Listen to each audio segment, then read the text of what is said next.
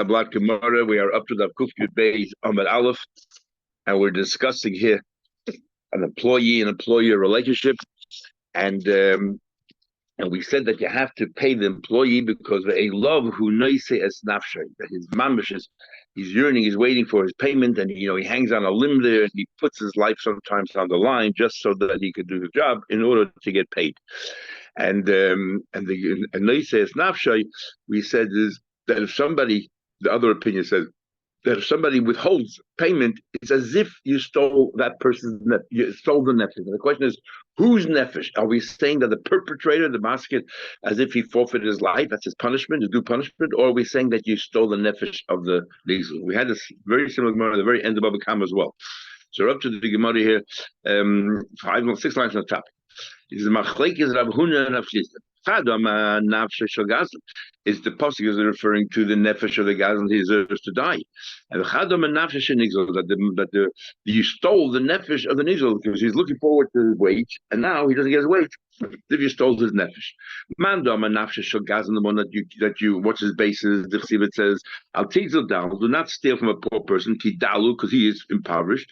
The al tedake ani bashar, he shouldn't press an ani there in his gates to receive, and then. It says in the next, it says there further, Ki Hashem Yarev Riv, Hashem will fight their wars, their arguments. Vikava is kiveim, and he will take back from those who steal nefesh. Those who steal nefesh. So we see that he will take the nefesh away from the Ganavim. So who is referring to the Gazlan? We're talking about that if you withhold wages, if you stole the nefesh of the nigzol, but another passage where it says also this is the way of all those people who steal. As nefesh ba'al, they take the soul of the owner of the goods, which means the victim. Now we go back to each one and say how you deal with the other person's past. It says clearly that he'll take the nefesh of the owner. So he answers back, you think the owner meant the past owner. No, Baila means the hashta, the new owner, the ganef. Remember, the ganef has kinyanin, so it forms my position. It says the cover is kiveim nefesh. It says in the other pasuk the cover is kiveim nefesh, that will steal the nefesh of the person, the stealers. We're talking about the gazlan. No, you're right. Cover is kiveim means I will punish the oppressor. Nefesh, make a break between the word kiveim and nefesh. Ma tam covers, giving you a reason. Ma tam covers kiveim should not the nefesh because they stole the nefesh of the victim. So no die one way or another. In other words, it's a terrible thing to be a ganef and a terrible thing to withhold wages. Says the Gemara, it's a big look in the Mishnah, when are you over only only when he asked for it. If the guy didn't ask for it, then ain't no over. Then you're not over an avator. How do we know that? That's a big chiddush. We learn, it says in the pasuk, you shouldn't, cheat your friend, you shouldn't steal, you shouldn't delay payment, and it says, loy solin pulasach itcha, with you till the morning. So for itcha, we learn a number of dinim. When you're over yochel, if the guy didn't ask for it, it comes due, you have to pay. Only if you're the one who decided to withhold it. But if he didn't ask for it, it's as if he's saying, okay, I don't need it straight away. If it's both of you in agreement, then there's no issa. What if you don't have the money? That's why you're not deliberately withholding, you just don't have the money. Maybe you should be over as well. Only if you have them, don't hold the money with yourself. But if you don't have it, you don't have it. If you gave it over to a third party, said, okay, you pay the wages, we'll give them credit to whatever in your store. How do I know that you're not over there? Only when you're the one who has to pay. If you gave it over to somebody else to pay. So talking about that, giving over someone else that he'll pay you. You're not over, so the balabos is not over.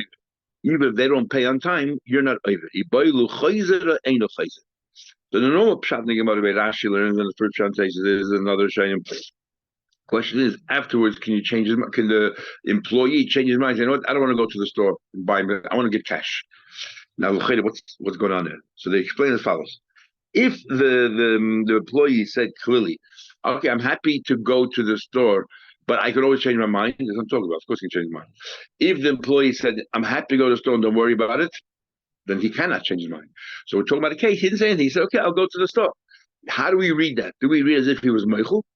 and he said that, don't worry about it, I'm not going to come back to you? Or do we say that, okay, for convenience, I'll go there, but if it doesn't work out, I'm coming back. Is it a mechila or not? And then Taisa, based on that, to share a discussion whether mechila needs a kinyan, doesn't need a kinyan, the one we learn from here. However, Taisa brings another interesting shot, and some other Shem learns as well. Of course, he can change his mind. It's his money. He has the right to go back to the Baba and say, no, I'm not interested in the shul. If he said stam. What the shaila here is, you said the Baba's not even. What happens within that night? Let's say that he has a whole night to pay him. What about 12 o'clock at night? The guy says, no, I changed my mind. I'm going to go back to the owner, which you can. Is the owner now Eva Baltolan or not? Since there was a time within that window that he was not Eva Baltolan, the Issa does not come back, or Chayza, the Issa comes back because it's still within that time. Like every minute there's a new Issa, or the Issa starts at the beginning of the night, and you have then a whole night to pay. But if at the beginning of the night he was putted from paying, then there's nothing to trigger it to come back. Or do we say no? Every single instant of that night is a chiyuv to pay. So the first 3 hours he didn't, but now you do. Which one? To say that the issue comes back and means within only that short window. You give me a delegated, I thought it'd be easy, and I realized I'm not going to be in that direction. I thought I'll go there. Yeah. Which I agree, right. So I go back to you. It's not when the worker changes his mind. I guess he has a right to. That's the point. That's exactly the point. You can't go back. You could. How do I know you can go back? It says in Mishnah, if he gave it to a third party, he's not over. That's the lotion. It sounds like he's not over. But either the Issa comes back, or you can go back to the Balbaz and say, all it is he's not over an Issa. But he still has the right to go back and say, pay me. But my ain't no over, ain't but traders love, not shy if they're holding of Baal Solon, because once he gave it over and you accepted it, that's it. You forfeited that right. So we asked the question, we had the suga again, then Bava Kama. Very interesting. A lot of sugas here, then when we see it, we had then Bava Kama. The idea of Uman kind of and that is as follows. When and you give me an object to repair for you and or to improve, to enhance. That improvement, how do we understand it? Is the pshat is I'm like an employee, I'm working for you, and you're paying me whatever, let's say it's $100 to repair. That $100 is a salary. You're paying me for the time that I put in and the materials. Or the pshat is no, that improvement belongs to me. I'm selling it back to you, and you're paying me as if you're a lekeach. So I'm not a sheicher, I'm the owner, and you're paying me. And nafkamin is regarding Baal Sol.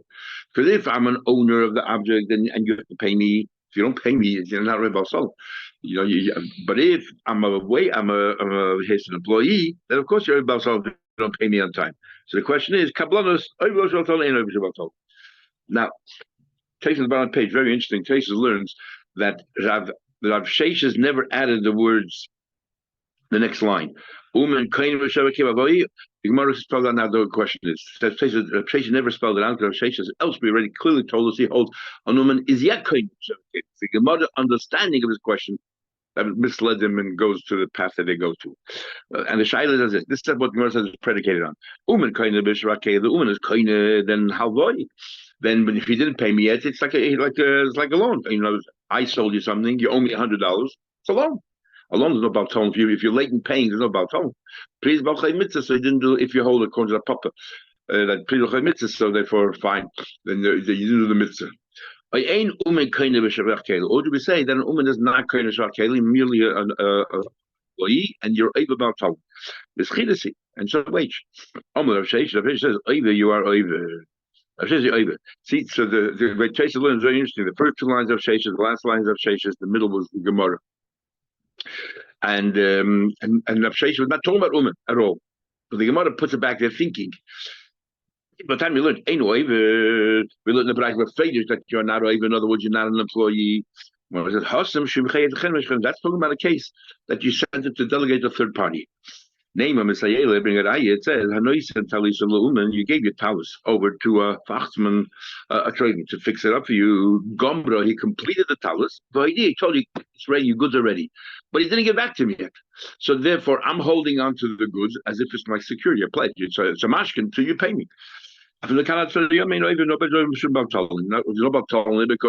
I still have the goods. I didn't get back to you yet. So therefore, I have a mashkin. The din is, there's no isa about tolerance. I'm holding on to security to make sure that I get paid.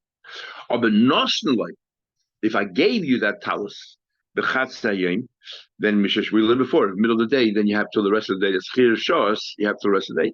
Even if we said after a week's work, mishaka olav chama when the sun sets, you're over about clear from here that it's a wage. If you tell me the was kind, it's just not a wage. Am I over? Why is he over? So that you're over.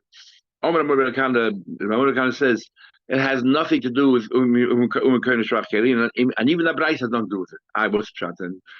Over here, talking about Itaka hired him as an employee. We're talking about not talking about an we're talking about a guy you hired as an employee. The job was Begarda de Sabla. His job was to stand over there and to comb this wool over here and to raise the wool so that he cleans it out and makes it much softer. Shouldn't be piled together and everything is intertwined. So that's what the job was. And therefore, in fact, you're pulling hair out as well while you're doing that. So you're actually not adding to the value of the keli. You're diminishing the value of the keli. There's no shvach keli here at all. There's no shvach keli. So what are you paying me for? You're paying me for my as a salary, as a worker. So therefore, there's nothing to do with Leif Solomon. Ready, Gemara. Oh, what's it? Ready, Gemara. Why did you give it to him? To soften it up. No, that's what he wants. So what if the toil lose a little bit of value? But the back to that's what Balabas wanted. You did what he wanted. That's Shvach Keli. It's not going to make it bigger now. Rough like doing the wool.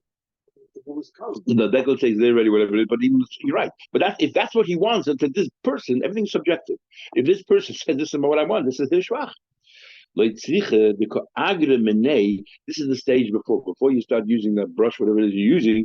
You have to stamp on it a number of times. So nothing happened. There's no improvement yet at all. So he gave him, he paid him, and what was he paying? Go give it a clap, bang on it, step on it, and everything else. Every step you make on it, I'll give you more. So therefore, it's mamash a wage, and that's why it says over there that about nothing to do with umen koine b'shachim.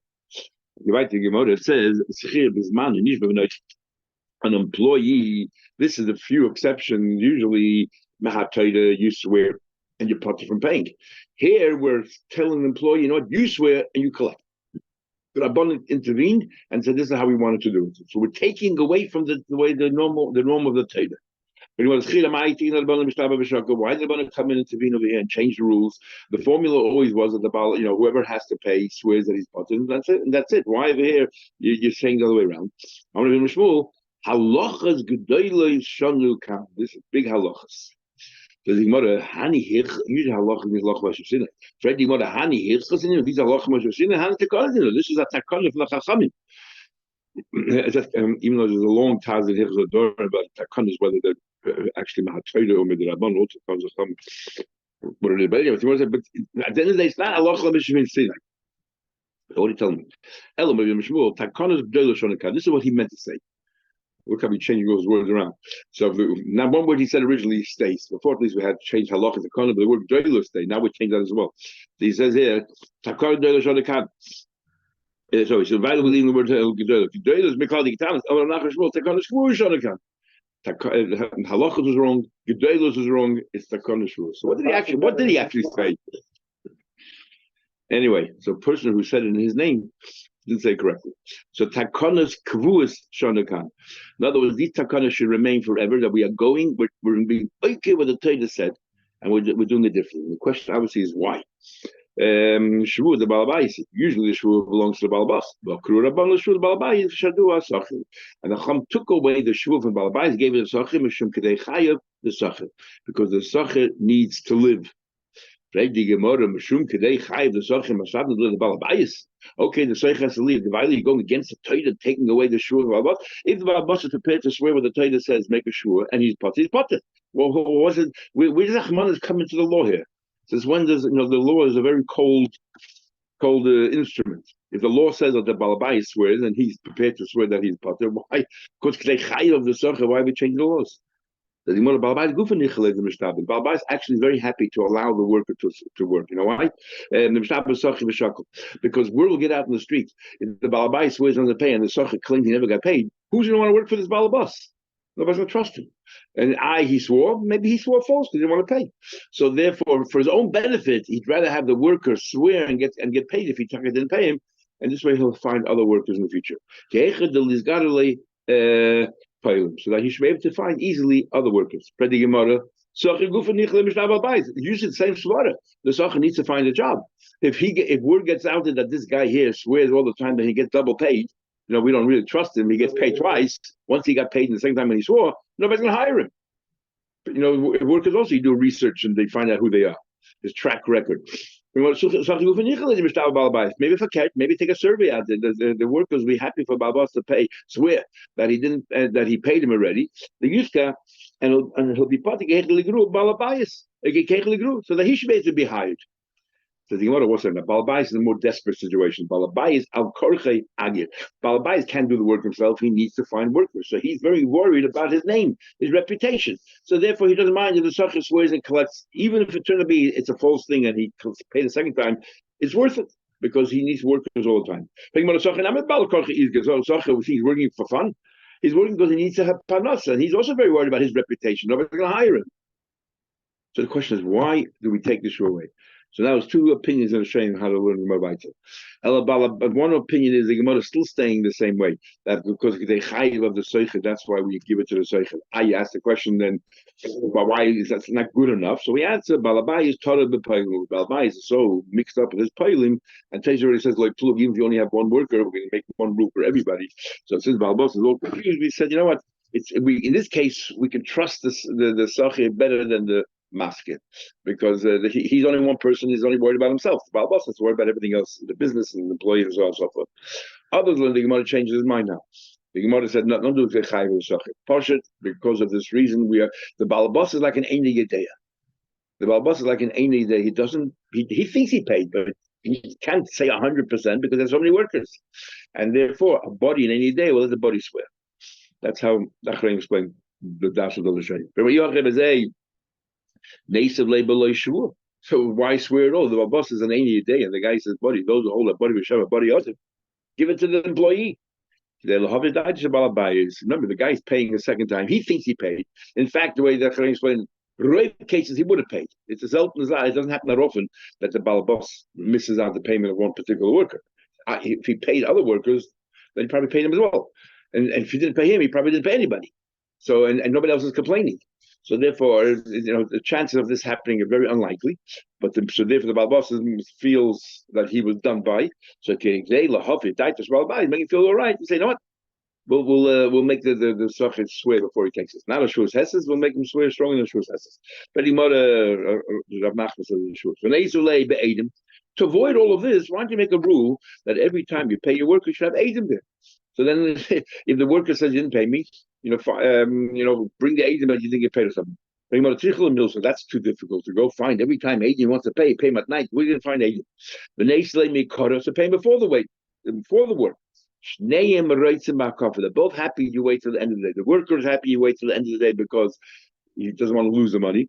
And the Balbas is happy because he might not have the money yet. The work that you're doing, he's going to sell and make some money during the day. I don't understand the most question because we learned before already that a worker has a right to change his mind in the middle of the day. So why would you pay him in the morning for the whole day when you have no idea if he'll work for you the whole day? And you might have to take the money and pay another worker. Because it's scarce the circumstance. That's the rule. But we're saying to avoid this whole conundrum we have over here. So I don't think much question because we learned before. Why would you pay a poil when you have no idea if he's going to stay around the whole day? I don't know. I don't. I looked around. I couldn't find anyone. You look in your computer thing over there and see if anybody asked this question. He might people do a better job. I have to hire another fellow to fix up the better job that he did. Exactly. I mean, we lived before. You could take the money. You don't even have to pay. Whether we had a machlek, you could take the money from the guy from the morning to help supplement to help the guy. So why in the world would you pay him in the morning when you have no idea what's going to happen? I don't know. Maybe it's end of financial year and he wants the tax deduction. Okay, but usually give you till 5 p.m. or something, or 6 p.m. that day. It won't be that all day. But if he ever says that the word hakafas by Simchas Torah comes from this word here, hakafa, which is to borrow. That we're getting all of these guluyim that we're borrowing on Simchas Torah, all these revelations of Ruchnias, and then we have to pay it off the rest of the year because the level that we reach of Simchas Torah is such a level that it's unequaled, unmatched. And as the Rebbe says that on Rosh Hashanah, we daven, we have a whole Elul, and then Rosh Hashanah that says Mechuvah, and then Yom Kippur, and the culmination of Yom Kippur is we scream out Hashem Olakim. Shema Hashem Elokim. On Simchas Torah, before even we start Simchas Torah, the very first opening sentence is Ad Torah Sodas Hashem Elokim. We're there already. Just from in 30 seconds, we're already at the highest level we reach in Yom Kippur after 40 days of Avodah. As we remember, therefore says that all of that is Hakaf. We're borrowing all of these revelations that we're going to have to pay back to the rest of the year for all that wonderful kedusha we have. So, if you don't trust the masker, then how do you limit what you trust and what you don't trust? Because we learned another halacha, which is to do with this, that deals with this. I feel the kotz nami. Then what happens if the owner says, I agree to pay you $100 for the work, and you say you agree $200? We believe the owner. He just said the owner doesn't know what's going on, is confused, or his mind befuddled. Is a feel the kotz nami? So even in that case, they argue about the amount. Why we learn the woman says, you told me two, and and the guy says, no, I'm only give you one. That the worker has to prove that he didn't get more, that he does more. No, the amounts people remember, whether they paid you or not, they don't. If so, that's another question. I feel of his money. It says in the Mishnah that you only believe that the time. Let's say he has a whole night to pay you during the night. If you have an argument and you say you didn't pay me, and they say, yeah, I did. We believe the Seich is making a swear. But if it's the following day, when we live before there's no Isser about Tolan anymore, and the Seich comes along and says, you didn't pay me yet, that's a different story. We don't believe the Seich. So why? Even of his Tanan, why in the world did we learn before in the Mishnah of his money and you need to no longer give him this opportunity to swear and take? So we say because we have a chazak. Chazak ain't balabais even mishum batal. The moment the night is over and the following morning is an avera. We don't think people do averas. During the night, he has all night to pay. Comes 12 o'clock, midnight, I come along and say, hey, you didn't pay me yet. And there's still a window another few hours and have an argument. So the balabas was not over yet about Tolin. They have an argument. We'll allow the Seicher to swear and collect. But once it comes the following day when the balabas would have been over about Tolin if he didn't pay, then there's a chazak of the balabas, people have cheskes kashas that he would have paid. So you want to you said that he's so confused, doesn't know. And that's talking about before he has 12 hours to pay, so he's on, the pressure is on. Once the window is over, he applies himself, he remembers whether he paid or not, because he doesn't want to be over about it. So if you tell me that the chazak of kashas that what he doesn't be over about if the seicher comes along and wants to collect a second time, he's able to sigzil. So what about the chazaka for him? Chazaka that people don't steal. What's the difference? If the guy has a chazaka, he won't be able to sell it. The sachin has a chazaka, they won't be able to sigzil. I know which way to go. So you want Hasam trei chazaki. The owner has two chazakis. Chad chazaki and Hasam trei chazaki. Hacha chad chazaki. What do you mean? By the sachi. Gabi balabayis ikot trei chazaki. Chad first of all, the ain balabayis ayim shemasalim. He won't. It doesn't want to be ayim shemasalim. Number one, and number two, the chad ain sachi mashes. We learned before as well that if you that after that window, you're still even isa the rabbanon of delaying paying the wage. He only has one chazak now. Let's say so. So two chazakas are the raisa that you won't be, and even the rabbanon. So we're saying that the chazak of the not to be even isa the rabbanon is also strong. Those two chazakas compounded is stronger than the chazak of the nigel. So in that case, we don't say the nigel we allow you to swear, and if anything, the masker has to swear shuas hesed that he doesn't owe him, and that's it. If they were waiting that he asked for it at the time, even though it's after that event, he swears and he still takes. But why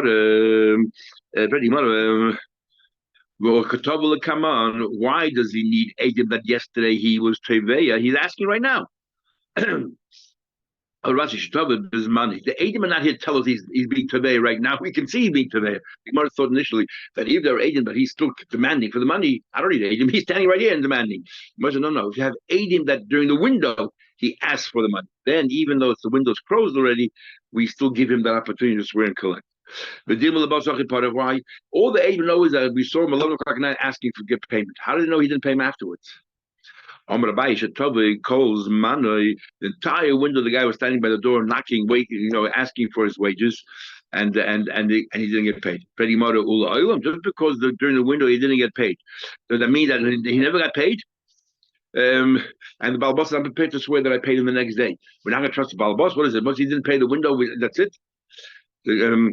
The amount of time that the guy stood there and was asking for it, that's how much time beyond that we say that the Balabos probably didn't give us. If all night long he stood there by the window, then all day long, the guy has a right to say, swear and collect. But beyond that point, no more. Okay, that finishes the Gemara. Let me just tell you a quick story about this sugya. Rabbi Riskin told me a few years ago, we were sitting together, Shabbos together. He tells me that, without going into detail, that the Rebbe sent him to Riga in 1972 for shlichus. He was there for 3 weeks. He was there for 3 weeks. The last Shabbos he was there, not just to Riga, to Russia, different parts of Russia. The last Shabbos he was there, he went to Riga to shul, and he had 2 kg. This is 1972, so he had 2 kg people following wherever he went. So in the shul, he decided to sit on the other side of the shul, and they were sitting right behind him, 2 big burly fellows. And the shul generally was mainly older people. They called him up for psichas, and it's like one of these shul you walk inside to take out a sefer Torah, and the guy whispers him quietly. He says, after davening, get rid of your 2 friends and go downstairs. So the whole rest of davening, he said he was nervous. How do I get rid of these 2 big, Risk is a very short man. How do I get rid of these 2 big guys here? Anyway, davening was so long, that they went out for lunch. He went downstairs. All the old people went home. Downstairs, the lights were off. Couldn't see anything. He heard voices, all young. Couldn't see anybody. And kept the only person who was upstairs and downstairs was the Rav. Well, about what Rav. They made him say Kiddush, and he asked for wine. They told him, wine in Russia? We don't have wine. You make Kiddush on vodka. And then they asked him, said about Torah, Pashas Kiseitze. So every time he said about Torah, he had to say L'chaim beforehand. He was a Rav already then for 9 years. He said he made a Kiddush and 9 L'chaims. He said he was never so happy in his life. And then they told him, no, another drasha. He said, I was only a Rav for 9 years. I gave you the drasha. I said every year. I obviously remember it. It was pretty amazing. And then he turned to the Rav and says, you said drasha. So the Rav said like this. It says in the pasuk that selling you shouldn't and so on. Hashem has to keep his own mitzvahs. Why doesn't Hashem give us a reward for the mitzvahs? Why does he delay his rewards to us? How does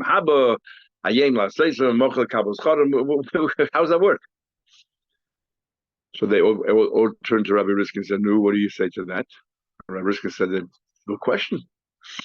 So he asked the Rav to answer. So the Rav said, the Gemara says here that a kablan, that somebody who has a contract job, there's no Easter of like stolen, none of that applies because you don't get paid till you finish the job. Here, we're all kablanim. We're sent down to this world, and Shama comes down to this world for so many years to do an aveda. When we finish the job, we get paid. So Rabbi Riskin said that Rebbe told him when he'll go to Russia, he'll gain more from being in Russia than the Russians will gain from him. So he said, I made 2 achlatas then. One achlata is, I will never make Kiddush on wine ever again, which he said I never did, except Pesach. He said it changes the whole approach to Shabbos. Second thing he said is, I was thinking to myself, they're in Russia, he'd be matzis chus for the Eibishter, why, look at the suffering, they're hiding in the basement, and so on. And look how the Rebbe has an effect on, he knows everything was going on, everything where he sent me, I had a job to do, memorize things. So I decided then to make, I have to also have some kind of hashpah in the world. Rebbe wants me to do something. That's when he decided to make Efrat. Which he moved to Efrat and have the whole community there. When he went back to the Rebbe to report, he went to Yechidus. He told the Rebbe the 2 achlatas, and he said to the Rebbe, "Is that what you meant, both achlatas, or just the one about Efrat?" And the Rebbe smiled and says, "Nicht gefällig, both achlatas." So I know. I'm just telling you my most, yeah. But this is Okay,